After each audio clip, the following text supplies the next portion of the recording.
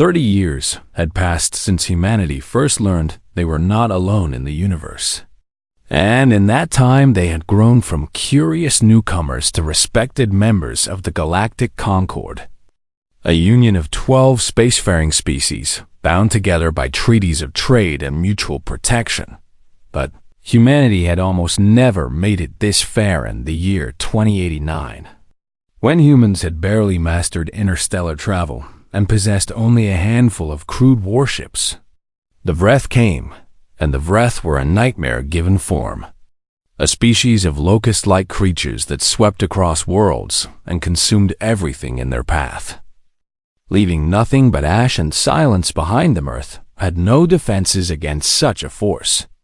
And when human leaders sent desperate messages to the Galactic Concord, begging for help, the response was silence, for the Concord had rules about interference. And humanity was too new, too weak, too unimportant to risk a war over the Vreth landed on 6 continents. And their biotoxins spread through the air like invisible death, and millions of humans began to die. Their lungs filling with fluid, their skin turning gray, their bodies shutting down organ by organ. It seemed that humanity would end before it had truly begun. But then the Velinari came. The Velinari were unlike any other species in the galaxy, for they were beings of pure grace, tall and slender with skin that glowed with soft bioluminescence. And they had no weapons, no warships, no military of any kind. For they were pacifists who believed that violence was the greatest sin a thinking creature could commit. What they did have was medical technology that made every other species look primitive by comparison. And when they heard humanity's cries for help, they did not debate or calculate or weigh the costs. They simply came. 17 Velinari hospital ships descended through Earth's poisoned atmosphere. And from them emerged thousands of Velinari healers carrying devices that could purify blood, regenerate tissue, and neutralize the Vreth toxins that were killing humans by the millions for 3 months. The Velinari worked without rest, and they saved 800 million human lives, but the cost was terrible. For the Velinari had spent their entire civilization's wealth on this mission, bankrupting themselves to save a species they had never met when it was over. And the last Vreth swarm had been driven away by a coalition fleet that arrived far too late. The human leaders asked the Velinari what they wanted in return. What payment or favor or treaty could repay such a gift? The Velinari ambassador, a being named Luminara, whose light pulsed with gentle warmth, had smiled and said only this: "You needed help, so we helped you, and that is what good beings do for one another. And we ask nothing in return, except that you remember kindness when you see others in need." Humanity remembered. 30 years passed, and humanity grew strong, building warships and training soldiers and becoming a military power that surprised everyone who had dismissed them as primitive newcomers. And the Velinari remained their closest friends, their bond forged in gratitude and sealed in mutual respect. Then, on a cold morning in the human capital city of Geneva, Admiral Chen Weilin received a message that made her blood turn to ice. It was a distress signal from Velinari Prime, their homeworld, and it contained only a few words before cutting off into static.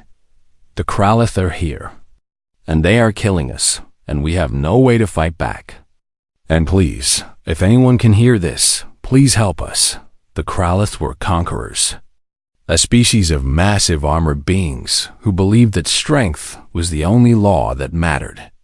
And they had wanted Velinari space for centuries, coveting its rich resources and strategic position. But the Concord's protection had always kept them at bay now, for reasons that would later become clear.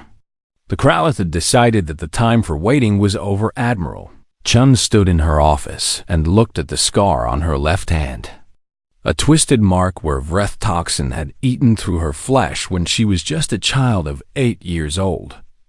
And she remembered the gentle touch of the Velinari healer who had saved her life, who had worked for 6 hours to purify her blood while her mother wept with fear. She remembered the healer's words: "Do not cry, little one, for you will live and you will grow strong. And one day you will do great things." Chan activated her communication system and sent a message to the United Earth Council. And her words were simple and direct. "The Valinari are under attack, and I am requesting emergency authorization to deploy the entire human fleet in their defense. And I need an answer within the hour." The council did not take an hour, they took 6 minutes meanwhile. Across the galaxy, the Galactic Concord convened an emergency session to discuss the crisis. And ambassadors from 12 species gathered in the Great Hall of the Concord Station to debate what should be done. The debate was endless. Some argued that intervention would be too costly, for the Kralith were powerful and their fleet was vast, and a war with them would mean death and destruction on a scale not seen in centuries. Others argued that the Valinari were Concord members and deserved protection. But even they suggested caution, patience, diplomatic channels that might take months to produce results. The Valinari ambassador was not present, for she was trapped on her dying world, and no one spoke for her people as the hours dragged on. And the debate continued. Admiral Chun did not wait for the Concord's decision within 12 hours of receiving the distress signal. Every human warship in existence had been recalled to Earth orbit, and the fleet that gathered there was the largest humanity had ever assembled. 247 vessels of various sizes, from massive battlecruisers to small destroyers to armed freighters and retrofitted mining ships. It was not an impressive fleet by galactic standards, for human ships were crude and their weapons were primitive kinetic accelerators and nuclear missiles rather than the elegant energy weapons favored by more advanced species. But it was everything humanity had. Admiral Chun stood on the bridge of her flagship, the battlecruiser Remembrance, and she looked out at the fleet surrounding her. And she thought about the Valinari who had given everything to save her people. She thought about the debt that could never truly be repaid. She thought about kindness, and she thought about remembering. Then she gave the order, and 247 human ships jumped into hyperspace, racing toward Valinari Prime at maximum speed. They left Earth's orbit before the Galactic Concord's emergency session had even finished its first vote. The journey would take 14 days. The galaxy watched in confusion and alarm as humanity went to war. For 14 days, the human fleet traveled through hyperspace toward Valinari Prime.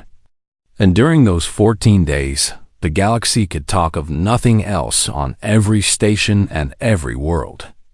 Beings of a dozen species gathered around screens and displays to watch the tracking data that showed the human fleet moving steadily toward its destination. And they wondered what madness had taken hold of humanity. Military analysts from the most advanced civilizations ran calculation after calculation, and every result was the same. For the Kralith fleet consisted of 89 dreadnoughts, massive ships protected by quantum shields that could deflect any energy weapon. And each dreadnought was capable of destroying a dozen human vessels. Without effort, the humans had no quantum shields, no energy weapons, nothing but crude kinetic accelerators that fired solid metal projectiles, and nuclear missiles that most species had abandoned centuries ago as too primitive to be useful. The consensus among the experts was unanimous. Humanity was flying toward its own extinction. Ambassador Thelaris of the Galactic Concord was an ancient being, a member of the Silurian species who had lived for over 3,000 years and had seen empires rise and fall. And even he could not understand what the humans were thinking. He sent an urgent message to Admiral Chun, and his words carried the weight of genuine concern. "Admiral, this is not your war, and the Valinari would never want you to die for them, for they are pacifists who value all life, and they would be horrified to know that you are throwing away your future for their sake. So I beg you to turn back before it is too late." Admiral Chun received the message on the bridge of the Remembrance, and she read it carefully. And then she composed a response that she ordered broadcast on open channels so that every species in the Concord would hear. The words were simple. Ambassador Thelrus. 30 years ago, the Velinari did not calculate whether humanity was worth saving, and they did not debate whether the cost was too high, and they did not form committees to discuss the political implications of intervention, for they simply saw beings in need and they came to help.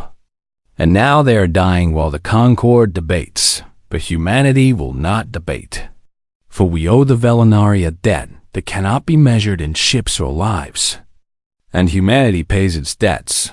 The message spread across the galaxy like wildfire, and beings who had never thought much about the young human species suddenly found themselves watching the fleet's progress with new interest. Not everyone in the fleet was certain they were doing the right thing. Captain James Okonkwo commanded the destroyer Perseverance, a ship with a crew of 200, and as the days passed, he found himself unable to sleep, for the faces of his crew haunted him every time he closed his eyes. These men and women had signed up to defend Earth, to protect their families and their homes, and now he was leading them toward a battle they could not win against an enemy they had never provoked. His first officer, a woman named Lieutenant Commander Sarah Park, believed in the mission with all her heart, for her grandmother had been saved by the Velinari, and she saw this journey as a sacred duty. But his chief engineer, a man named Marcus Webb, thought they were all going to die for nothing, and he made his feelings known at every opportunity. The Velinari are good people, Webb said one night in the ship's mess hall. But they made their choice when they decided to be pacifists. And now we are supposed to die because they cannot defend themselves. And how is that fair to our families back on Earth who will never see us again? Okonkwo listened to both sides, and he understood both arguments, for Webb was not wrong that they were probably going to die, and Park was not wrong that the Velinari deserved better than abandonment in the end. Okonkwo made his choice, and he gathered his crew in the main hangar bay and spoke to them honestly. "I cannot promise you that we will survive this battle," he said, "and I cannot promise you that our sacrifice will make a difference. But I can tell you why I'm going to stay on this course.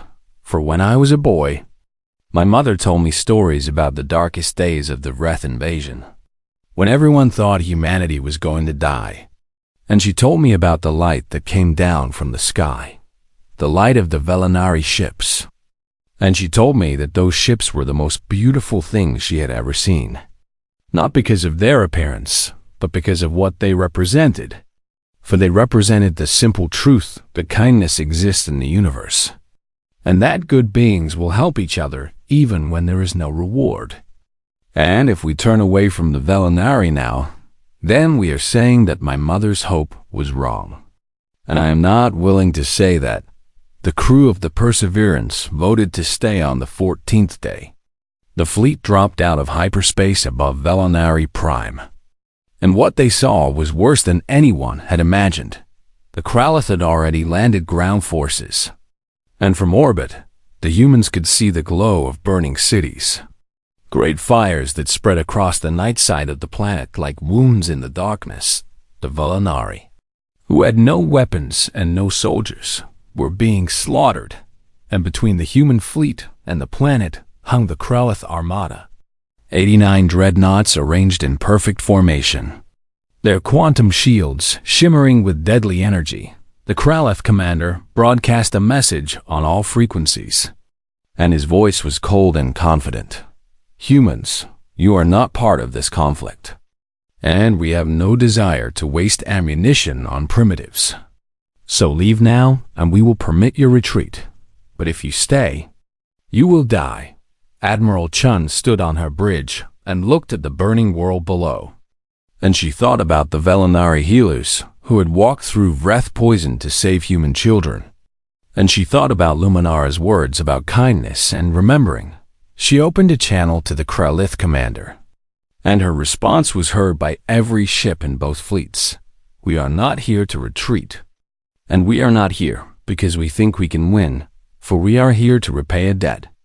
And if you want to reach the Volinari, you will have to go through us. And I promise you that the cost will be higher than you expect." The Kralith commander laughed, for he had studied human military doctrine, and he knew their weapons and their tactics. And his quantum probability computers told him that the battle would be over in 2 hours. But there was something the computers did not know, something that no calculation could predict. They did not know how humans fought when they were fighting for love. The Battle of Valinari Prime was about to begin. The Kralith had conquered 17 worlds, and all that time, they had never faced an enemy like the humans.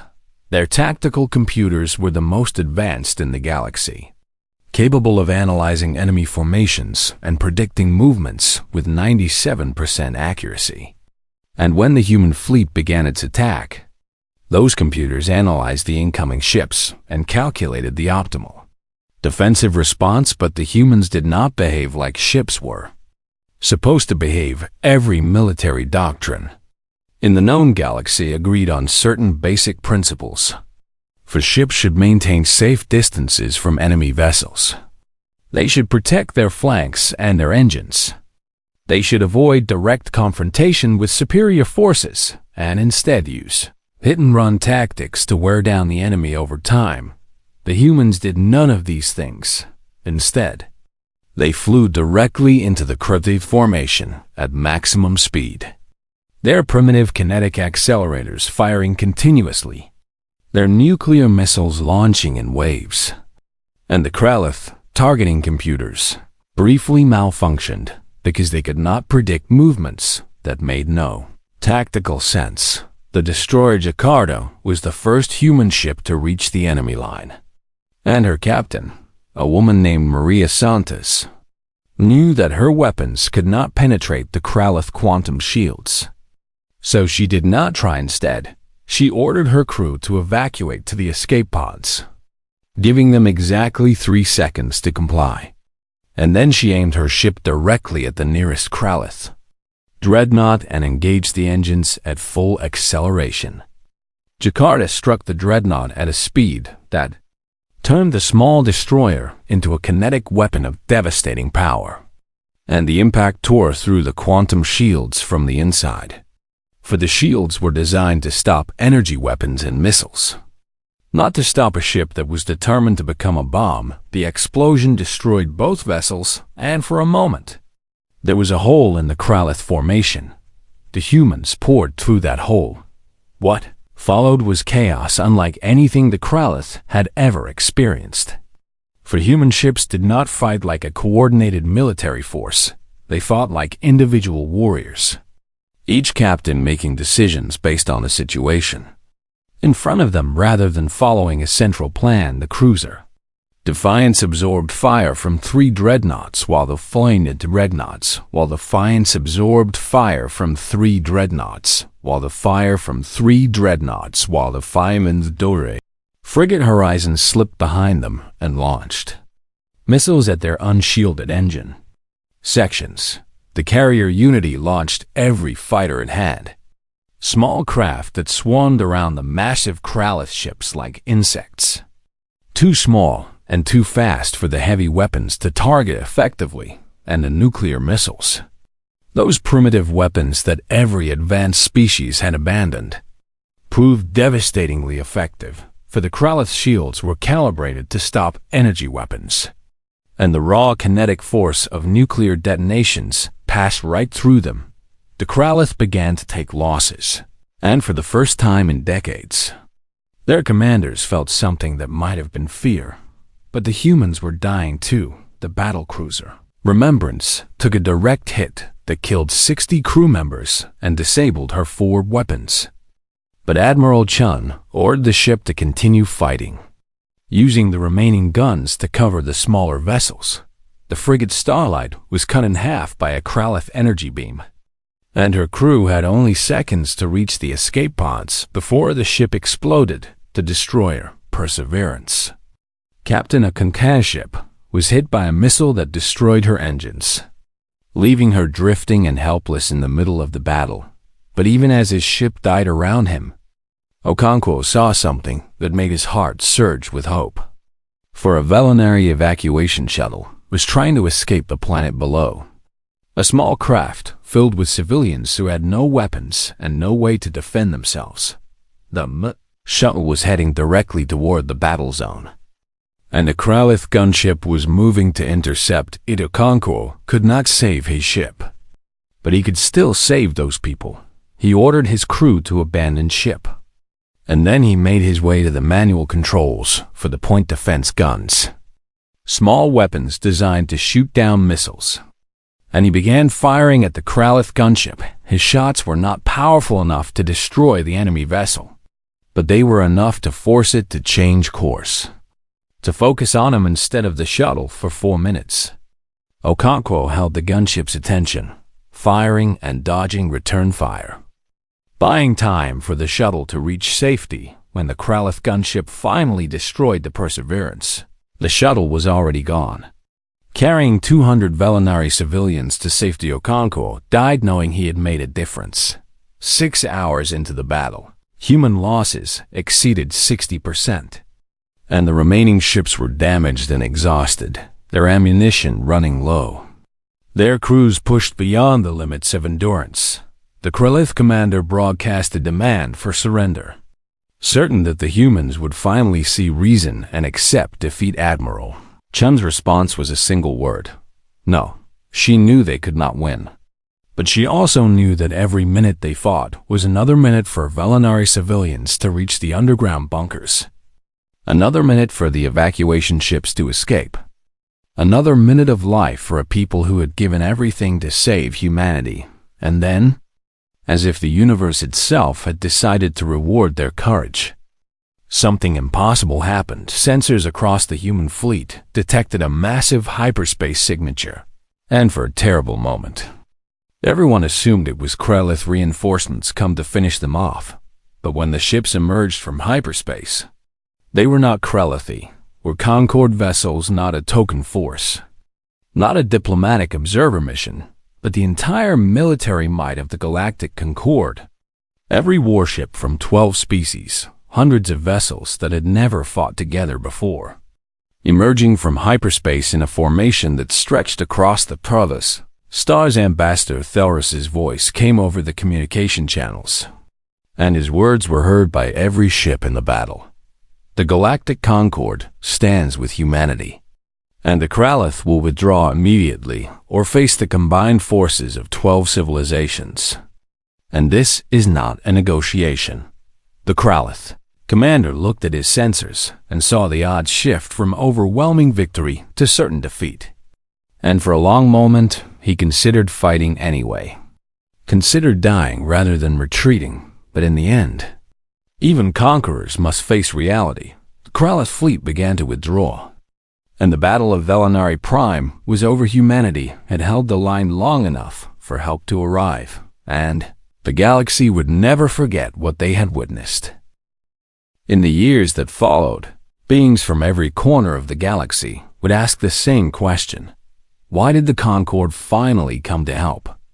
And what changed their minds after so many hours of debate and hesitation? Ambassador Thelris answered that question many times, and his answer was always the same. We watched the battle feeds, he said in his testimony before the Concord archives, and we saw human ships throw themselves against an enemy they could not defeat, ships that we had dismissed as primitive, crewed by a species we had treated as children who had not yet earned their place among the stars. He paused, and those who were present said that his ancient eyes grew wet with something that might have been tears. We saw them die, he continued, and we saw them refuse to stop dying. For every time a human ship was destroyed, the others did not retreat, they did not run. They pressed forward even harder, and we realized that we were witnessing something that none of our calculations had predicted. For we had measured their weapons and their technology and their fleet strength, but we had not measured their hearts. The 12 species of the Concord had always prided themselves on their civilization, on their treaties and their laws and their carefully balanced systems of mutual protection. But as they watched the Battle of Velinari Prime unfold, they began to feel something unexpected. They began to feel ashamed for hours. They had debated while the Velinari died, and for hours. Humanity had fought while the Concord talked. And when the human admiral refused to surrender, even when all hope seemed lost, when she said that single word, no, in response to the Krellith demand for surrender, something shifted in the hearts of 12 civilizations. Ambassador Felris was the first to speak, and his words broke the deadlock that had paralyzed the Concord for too long. "We call ourselves the guardians of galactic civilization," he said, "and we speak of values and principles and the importance of standing together against those who would destroy what we have built. But what are those words worth if we sit here in safety while others die for them? For the humans are not fighting for territory or resources or power. They are fighting because they remember a kindness that was done to them 30 years ago. And if we cannot match that simple loyalty, then we do not deserve to call ourselves civilized." The vote that followed was unanimous, and within an hour, every Concord warship was racing toward Velinari Prime when the combined fleet arrived and the Krellith began their retreat.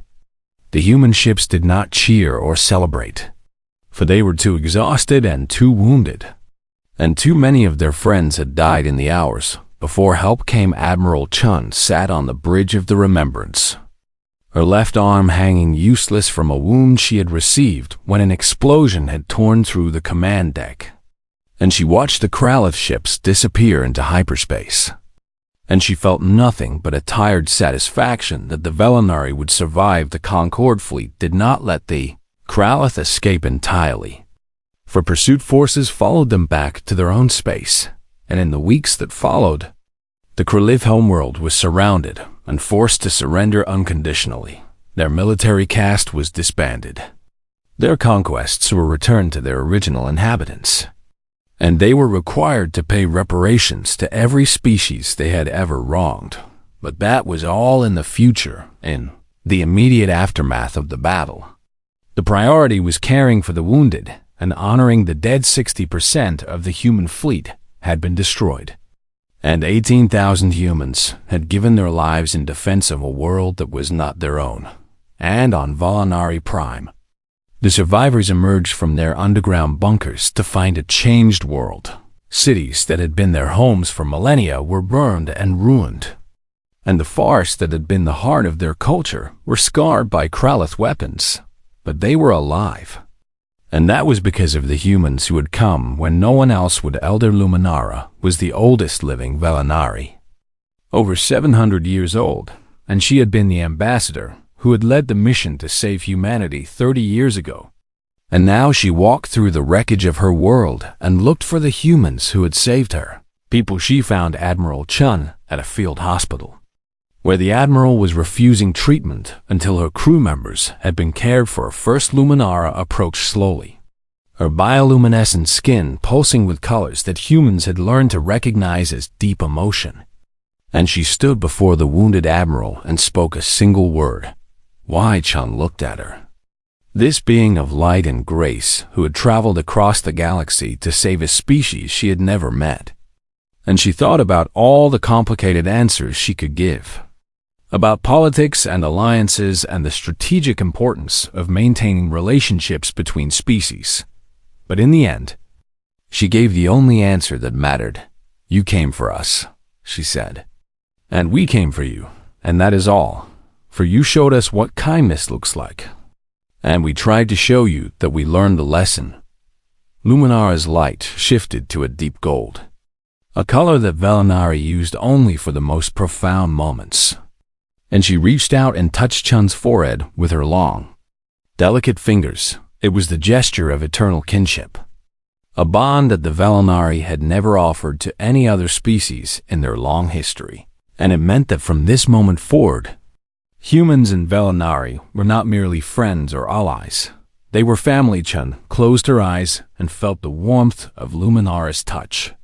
And she thought about Captain Okonkwo and Captain Santos and all the others who had died so that this moment could happen. And she knew that they would have approved across the ruined world.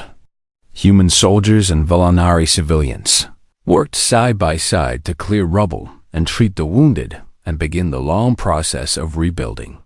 And for the first time in 30 years, the debt between the two species was not a burden, it was a bridge. In the months that followed the Battle of Velanari Prime, the galaxy changed in ways that no one had predicted. The Galactic Concord had existed for thousands of years. A careful balance of treaties and agreements that kept 12 species from destroying each other. But it had always been a fragile thing, held together by mutual fear and mutual benefit rather than any deeper bond. What humanity had done at Velanari Prime changed that.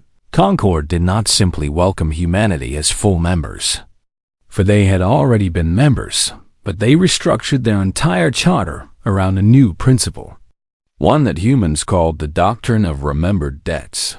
The doctrine was simple. No species would ever again face extinction alone, and no cry for help would go unanswered. And the debates and delays that had nearly cost the Velanari their existence would never be permitted to happen again.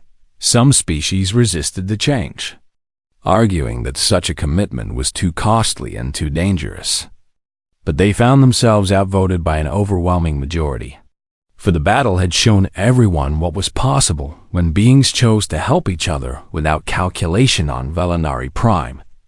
Reconstruction began with a project that no one had expected. Human engineers and Velanari artisans worked together to build a monument unlike anything the galaxy had ever seen. A massive structure that rose from the center of the ruins, built from the fused hulls of human ships that had fallen in battle.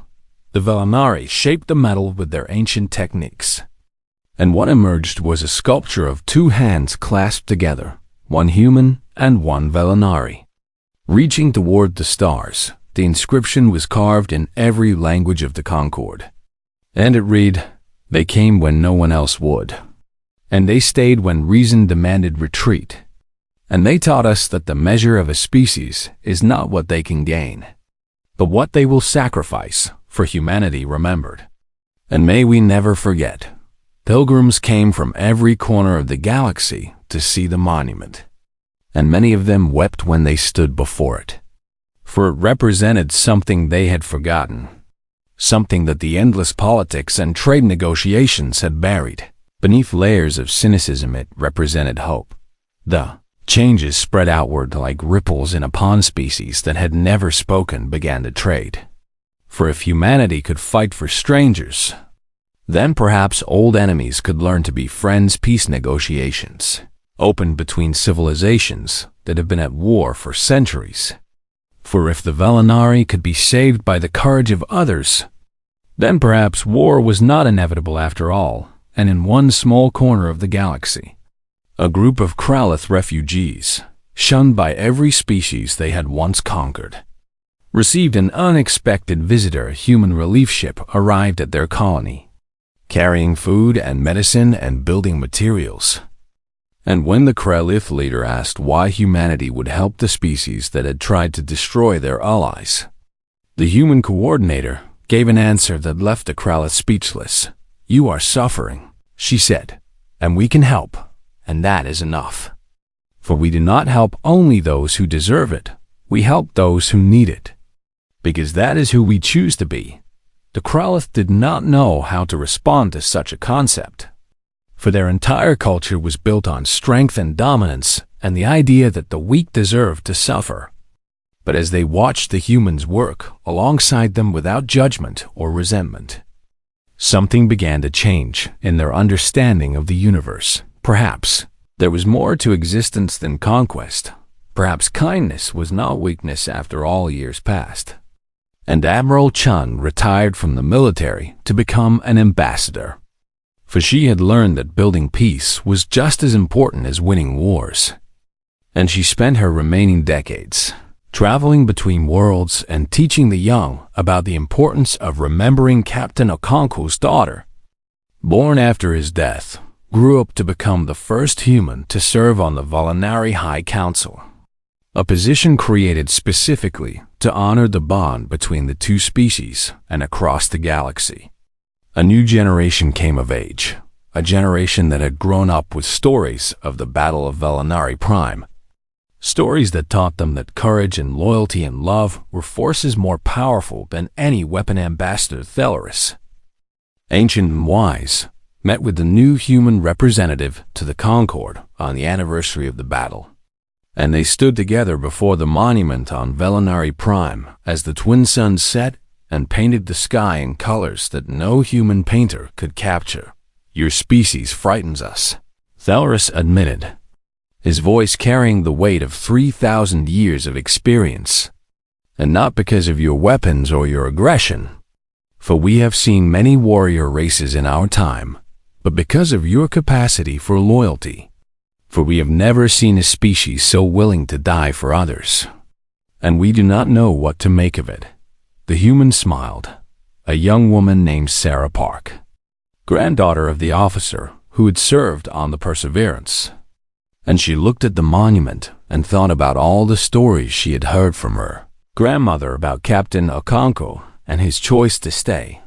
"We are not warriors," she said, "and we are not heroes, for we are just stubborn.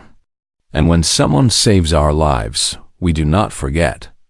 And when someone needs us, we show up, and it is not complicated, for it is simply who we are."